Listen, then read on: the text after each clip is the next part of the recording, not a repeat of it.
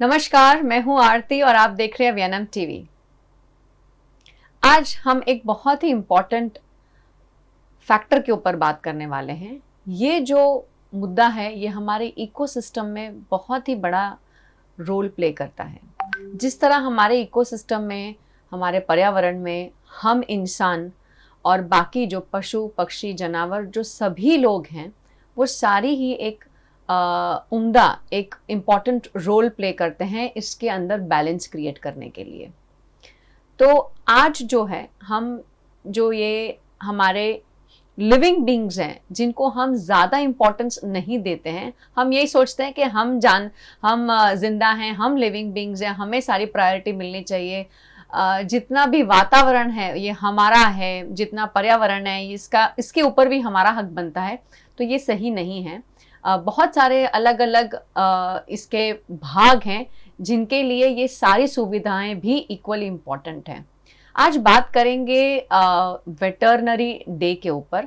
तो एक्चुअली अप्रैल महीने के लास्ट शनिवार को सेलिब्रेट किया जाता है वर्ल्ड वेटरनरी डे।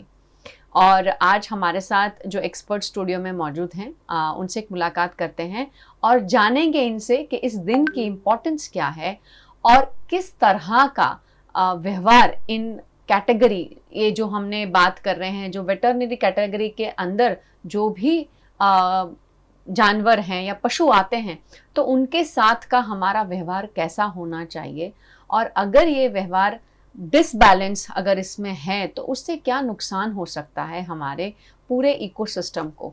तो मिलते हैं हमारे एक्सपर्ट डॉक्टर धरा पागदार से। धरा जी, आपका बहुत बहुत स्वागत है। धरा मैम जो हैं इन्होंने मास्टर्स किया है वेटरनरी पब्लिक हेल्थ में। ये वेटरनरी डॉक्टर हैं और अपनी कंसल्टेंसी सर्विसेज दे रही हैं veterinary hospital and wellness centre को पिछले 3 सालों से। तो इनसे जुड़ेंगे और सबसे पहला सवाल आपसे यही है धरा जी कि जो ये वर्ल्ड वेटरनरी डे है इसको मनाने के पीछे का क्या हेतु है? First of all, thank you so much Aarti ji for a brief introduction. Basically अगर हम वर्ल्ड वेटनरी डे का महत्व डिस्कस करें तो जैसे आपने बताया ये हर साल अप्रैल मंथ के लास्ट सैटरडे को सेलिब्रेट होता है। क्यों सेलिब्रेट करते हैं? तो just to appreciate people who are working towards animal welfare, जैसे कि उसमें वेटरनरी डॉक्टर्स हो गए या तो फिर एनिमल एनजीओ है जो कि कॉन्स्टेंटली स्ट्रे एनिमल्स वगैरह को, इंजर्ड एनिमल्स को हेल्प करते हैं, वाइल्ड लाइफ एक्टिविटीज करने वाले जो एनिमल रेस्क्यूअर हैं, everybody basically who is working towards making life of animals better. Also on this day we should create awareness like what we are doing today to create awareness regarding how to be a responsible animal or pet owner, and कैसे हम एक responsible citizen बन सकते हैं to help the most, if at least not help then to not harm, and how to behave in a kind way towards our animals. Very true. I think बहुत बड़ी बात बताई उन्होंने कि अगर हम किसी का भला नहीं कर सकते तो कोई बात नहीं, लेकिन बिगाड़ने की कोशिश ना करें, उन्हें हार्म ना पहुंचाएं, ये बहुत बड़ी बात है। यहाँ मैं एक चीज़ ज़रूर मेंशन करना चाहूँगी। गांधी जी, जो हमारे महात्मा गांधी जी थे, उन्होंने एक बहुत ही ब्यूटीफुल कोट जो है वो लिखा था कि the greatness of a nation and its moral progress can be judged by the way its animals are treated. कितनी बड़ी बात है। क्या हमने कभी इस सब चीज़ों के बारे में सोचा है? अक्सर हम भूल जाते हैं हमारी रूटीन की जितनी भी भागम दौड़ी होती है, और इसमें कई बार हम सेल्फिश भी हो जाते हैं, ये कहना सही रहेगा, क्योंकि हम ये सोचते हैं कि हमारी नीड पहले फुलफिल होनी चाहिए। हम भूल जाते हैं कि हमारे आसपास जो लोग, जो जानवर या जो पक्षी हैं जो हमारी हर चीज़ में हमें मदद रूप होते हैं, तो उन्हें नुकसान ना पहुंचाते हुए उनका भी थोड़ा सा अगर हम ध्यान रखेंगे तो इसमें डेफिनेटली नोबल कॉज तो जुड़ेगा ही, लेकिन आपके मन को एक अलग पॉजिटिव शांति मिलेगी कि आपने एटलीस्ट किसी बेजुबान जानवर को नुकसान नहीं पहुंचाया। और इसी को लगता हुआ अगला सवाल मेरा आपसे ये है धरा जी कि अक्सर हम सोशल मीडियाज पे देखते हैं ऐसे वीडियोस, लोग जो हैं वो ये सोचते हैं कि वो स्टंट्स परफॉर्म कर रहे हैं, या शायद उनको ये सोचते हैं कि इनको इस वीडियो से लाइक्स बहुत मिल जाएंगे, एक अपलिफ्ट मिलेगा, और वो जानवरों को नुकसान नुकसान पहुंचाते हैं, उन्हें बहुत इल ट्रीट करते हैं। क्या कहेंगे उस बारे में आप? क्या सोच है इन लोगों की और कितनी सही और कितनी गलत है? सही तो बिल्कुल नहीं कहेंगे, obviously it is very wrong. जैसे कि हम देखते हैं कि कहीं किसी कोई चला जा रहा है, without any reason they just hit a dog, without any reason कहीं सांप निकल रहा है तो चलो सांप को मार दो, या तो कोई चींटी दिख गई तो उसको भी मार दो। So that is just really unkind from our point. फिर अगर हम ऐसे डिस्कस करें तो जैसे कि हम ह्यूमंस हैं, हमारे कुछ ह्यूमन राइट्स है, जैसे हम फ्रीली बोल सकते हैं, फ्रीली चल सकते हैं, कहीं भी घूम सकते हैं। ऐसे ही एनिमल वेलफेयर बोर्ड ने एनिमल राइट्स बनाए हैं, जिसको हमारे सुप्रीम कोर्ट ने भी इम्प्लीमेंट किया है। There is an act which is called prevention of cruelty against animals 1960। उस एक्ट के अंडर एनिमल्स का फ्रीली घूमने का, अपने आप को अपने हैबिटेट में फ्रीली एक्सप्रेस करने का, they have this right. So basically अगर कोई हमें ऐसा बिहेव करता हुआ दिखे, we should definitely report it if we feel like that there is some cruelty against animal. और गवर्नमेंट भी मेरे हिसाब से काफ़ी काम कर रही है ये सब चीज़ों के लिए, जैसे कि करोना एम्बुलेंस है 1962। अगर कोई स्ट्रे एनिमल्स है या कोई है जो भी हमको लगता है कि कहीं कोई इंजर्ड है, so we can call them, they will come, they provide whatever treatment is necessary. Government I think ज़्यादा गौशालाएँ बना रहा है, फिर एनिमल शेल्टर है, NGO है, दे आर ऑल्सो वर्किंग। तो if everybody is making this effort, अगर हम कुछ नहीं कर पाते हैं तो एटलीस्ट ऐसा दुर्व्यवहार तो अपने एनिमल्स के साथ नहीं ही करना चाहिए। और बहुत ही आपने अच्छी बात कही, जो हमारे देश के महान पुरुष है गांधी जी ने, उन्होंने ये सेंटेंस बोला है और हम सब उनको फॉलो करते हैं, उनकी बातें हम इतनी मानते हैं, तो ये चीज़ पे भी हमें गौर करना चाहिए एज अ रिस्पॉन्सिबल सिटीजन। बिल्कुल, बहुत सही बात बताई उन्होंने कि एज अ रिस्पॉन्सिबल सिटीजन हम सिर्फ अपने बारे में सोचते हैं, अपनी फैमिलीज़ के बारे में सोचते हैं, लेकिन हम ये भूल जाते हैं कि हमारे इस जो सोसाइटी है उसका हिस्सा बहुत सारे अलग अलग चीज़ें मिलकर बनती हैं। तो इन सभी का ध्यान रखना बहुत ज़्यादा ज़रूरी है। हम यूजुअली धरा जी जब हम बीमार होते हैं तो हम डॉक्टर को बता सकते हैं कि हमें तकलीफ हो रही है, हमें यहाँ दर्द हो रहा है, हमें वहाँ दर्द हो रहा है। जब एक जानवर आपके पास आता है, क्योंकि आप जानवरों के साथ काम करती हैं, वो बीमारी में स्पेशली जब कुछ लगा जाता है तो आप ट्रीटमेंट देते हैं उनको, कैसा महसूस होता है आपको और किस तरह से आप पढ़ती हैं उनको? मतलब कि दे कैन नॉट टॉक, वो बात नहीं कर सकते, कह नहीं सकते, पर यह है कि एक शायद रीडिंग आप करती हैं अपने हिसाब से। मतलब किस तरह का आपका वो एक्सपीरियंस होता है?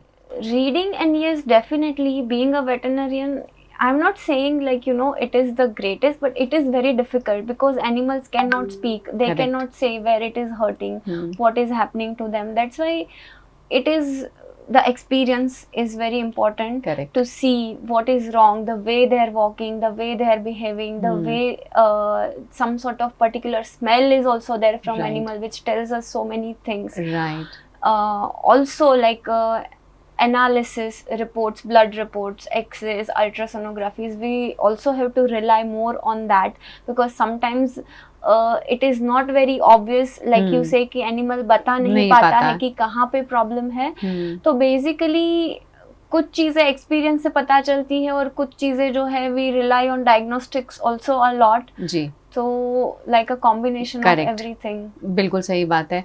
और आई थिंक जो डॉग्स जो आपके पास या जो भी पेट्स है, एनिमल्स आपके पास आते होंगे, उन्हें भी डर तो होता होगा कि डॉक्टर के वहाँ पे आ रहे हैं, समझ तो आई जाती होगी एनवायरनमेंट से। Some of the dogs, they are so scared from the gate of the clinic, they are like no, and on the other hand some of the dogs, they are really happy to come also, because we also try to make the atmosphere as comfortable as possible। For example जैसे हम vaccination करते हैं तो करते करते साथ में उनको थोड़ा ट्रीट दे देते हैं, तो it creates a positive atmosphere। Right. So like that we try to balance things। बिल्कुल, मतलब जिस तरह हम इंसान अपने या अपने बच्चों के साथ जब डॉक्टर को विजिट करते हैं तो डॉक्टर जो पीडियाट्रिशियंस होते हैं, जो जनरल एमडीज हो, किस तरह ट्रीट करते हैं बच्चों को, माइंड में वैसा ही एटमॉस्फेयर शायद आप क्रिएट करने की कोशिश करते हैं।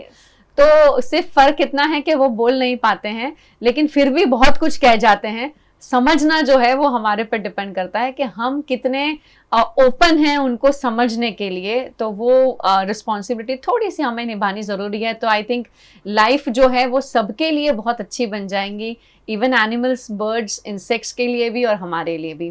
कहीं ना कहीं जब मैं बच्चों की बात करती हूँ, क्योंकि मुझे ऐसा लगता है और वीएनएम भी हमेशा यही प्रमोट करता है कि हमारी जो आने वाली पीढ़ी है, जो हमारी यंग जनरेशन है, जो हमारे बच्चे हैं, उन्हें इस बारे में अवेयरनेस देनी ही चाहिए, क्योंकि वो राइट एज पे हैं। उस एज पे जब हम बच्चे के लिए एक एनिमल का पिक्चर पोर्ट्रे करते हैं तो वो पॉजिटिव होना चाहिए। तो आई थिंक वो बच्चा जो है उस इमेज को आगे लेके जाता है। पर आपने यूजुअली देखा होगा कि नॉर्मली घर में उसको कोई एनिमल आता है या गाय आती है, डॉगी आते हैं, तो हम उसको खुश करके भगाते हैं और बोले तने बचकू भर से तुझे काट लेगा। तो पहला इंप्रेशन हमेशा नेगेटिव होता है। क्या कहेंगे आप उस बारे में कि कितना जरूरी है राइट एज पे बच्चों को अवेयर करना? डेफिनेटली, ये जो आपने बात बोली, आई was going two point out that thing कि कोई भी एनिमल, चाहे वो डॉग हो गया या कैट है या तो गाय है, कुछ भी है, वो कभी भी आपको नुकसान नहीं करेंगे अनलेस एंड अनटिल कोई उनको छेड़ता है। बोलते हैं कि डॉग्स काटते हैं, स्ट्रे डॉग्स कभी बिना वजह के नहीं काटेंगे जब तक उनको कोई छेड़ेगा नहीं। तो ये जो कंसेप्ट है, बेसिकली बच्चों को पहले से ही ये समझाना जरूरी है। हम कुछ ऐसे लोगों को भी देखते हैं, वो सिर्फ ऐसे आते हैं किसी के साथ क्लिनिक पे, ऐसा बोलते हैं नहीं नहीं नहीं नहीं मत टच करना, काट लेगा। So that attitude is very wrong, but there is a way to approach all the animals, but you should teach your kids on how to approach animals, how to be kind towards animal. मैं तो ये भी suggest करूंगी कि अगर आप सबके पास रिसोर्सेज, एनर्जी एंड टाइम है तो get pets at home. If not then you can also adopt indie dogs also, which is Right. government and especially Modi ji is also promoting to adopt indie dogs. So if you have a dog at your house that teaches how to be kind towards animal, और वो automatically ही आएगा बच्चों में. Correct. And also it will create good immunity in kids. उनकी social anxiety भी कम करता है. Right. Plus a kid who is kind towards dogs or any animal will never be unkind to any other human being also. Very true.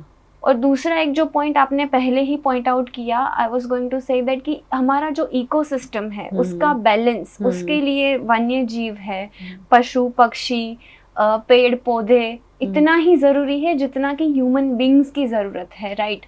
तो ये सब का जब balance होगा तो ही हमारे जो आज के प्रेसिंग इश्यूज है, global warming, ozone layer depression, endangering species है कुछ जिनकी वजह से हमारा इकोसिस्टम डिस्टर्ब हो सकता है.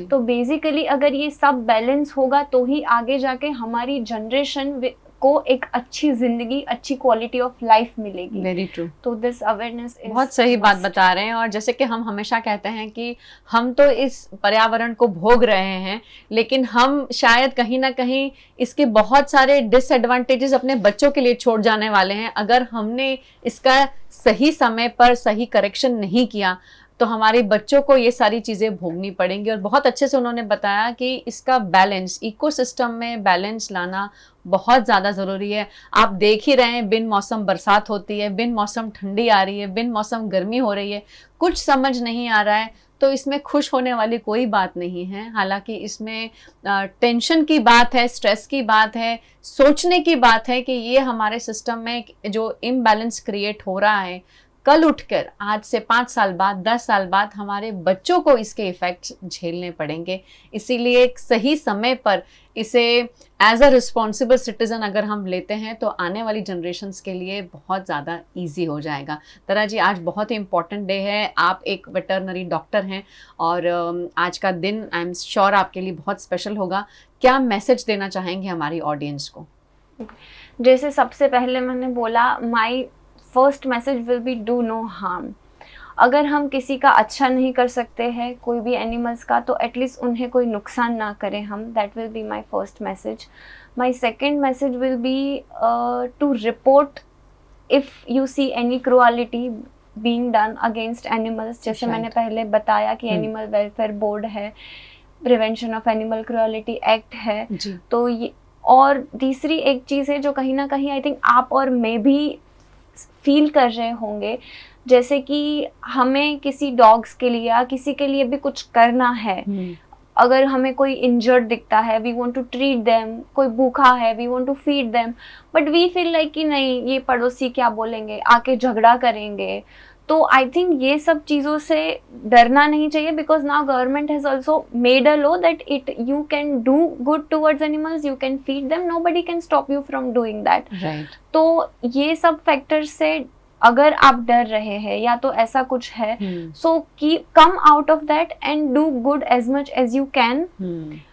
And another thing is, like I said and like we discussed, हमारी जो नेक्स्ट जनरेशन है उनको उनमें जितना अवेयरनेस ला सके उतना awareness we should work towards that. Like जैसे पहले हमने बोला कि एक जो रिस्पॉन्सिबल सिटीजन कि जो हमारा एक फर्ज है कि हम अपने आने वाली पीढ़ी को ये सारी चीजें सिखाए, so that they can have a good quality of life and they will be kind towards animals. Great, thank you so much आपका आज इतना समय हमारे देने के लिए, और आप सभी ऑडियंस का बहुत ही इम्पोर्टेंट और प्रैक्टिकल बातें डिस्कस की गई हैं। हम सबकी अलग अलग सोच है, डेफिनेटली उस पर मैं आपको मना नहीं करूँगी, लेकिन एक ही बात है कि आपकी जो सोच है, अगर आपको एनिमल्स पसंद नहीं है, इसका मतलब ये नहीं है कि सामने वाले को अगर पसंद है तो आप उसे ना करने दे, ये गलत हो जाएगा। अगर सामने वाला कुछ करने की कोशिश कर रहा है तो प्लीज़ उसे अलाउ करें। आपके बच्चे ऑल्सो, इन फैमिलीज ऑल्सो, कई बार पेरेंट्स को एनिमल्स पसंद नहीं होते पर बच्चों को पसंद होते हैं, पर पेरेंट्स को डर लगता है इसलिए बच्चों को अप्रोच नहीं करने देते हैं। जैसे उन्होंने कहा कि एनिमल्स को हम हार्म तभी होगा जब आप उनको कुछ परेशान करेंगे या हार्म करने की कोशिश करेंगे। काइंडनेस की जो हम बात करते हैं आजकल, कि हम लोगों में से काइंडनेस गायब हो गई है। हम बच्चों को काइंडनेस के लिए चीज़ें करना सिखाते हैं, स्कूल के करिकुलम में चैप्टर्स इंक्लूड किए गए हैं ताकि बच्चे काइंडनेस सीखें, लेकिन ये छोटे छोटे एक्ट्स अगर हम डेली रूटीन में हम पेरेंट्स करेंगे तो बच्चे हमें देख के ज़रूर फॉलो करने की कोशिश करेंगे। ये छोटे एक्ट्स के साथ ही बहुत सारी अच्छी चीज़ें जो हैं हम बच्चों को सिखा सकते हैं, और जिसमें से सबसे बड़ी बात है काइंडनेस। तो अपने आप के लिए तो जो कर रहे हैं बहुत अच्छी बात है, लेकिन थोड़ा सा अगर इन लोगों के लिए, इन लिविंग बींग्स के लिए जो बोल नहीं पाते, अगर हम करेंगे तो उनके लिए बहुत बड़ा काम होगा। और आज के दिन हमारे जो ये डॉक्टर्स हैं जो एनिमल वेलफेयर के लिए काम करते हैं, उनको एक सलाम ज़रूर बनता है। So thank you so much for your services, and आप सभी ऑडियंस का बहुत बहुत धन्यवाद। हर हफ्ते आप इसी तरह हमारे साथ जुड़ते हैं। VNM TV और VNM TV किड्स का यूट्यूब चैनल है, लाइक करें, शेयर करें, सब्सक्राइब करना बिल्कुल मत भूलिएगा। अगले हफ्ते आपसे फिर मुलाकात होगी, तब तक के लिए नमस्कार।